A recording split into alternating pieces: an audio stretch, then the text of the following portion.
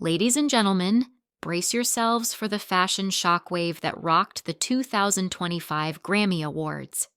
Kanye West and his wife, Bianca Censori, have once again ignited a media frenzy, leaving everyone buzzing.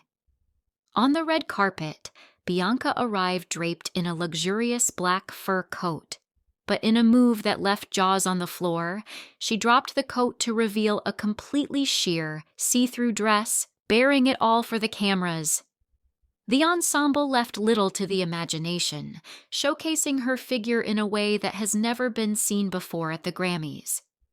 The public's reaction was swift and divided.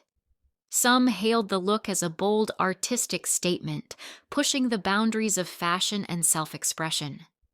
Others, however, were quick to criticize, deeming the outfit inappropriate and questioning its adherence to the event's dress code, which traditionally mandates that certain areas be adequately covered. Reports emerged that the couple was escorted out of the venue due to the provocative nature of Bianca's attire. However, sources close to the duo have refuted these claims, stating that Kanye and Bianca left of their own accord, having only planned to make a brief appearance. Kanye West, never one to shy away from controversy, defended his wife's daring choice.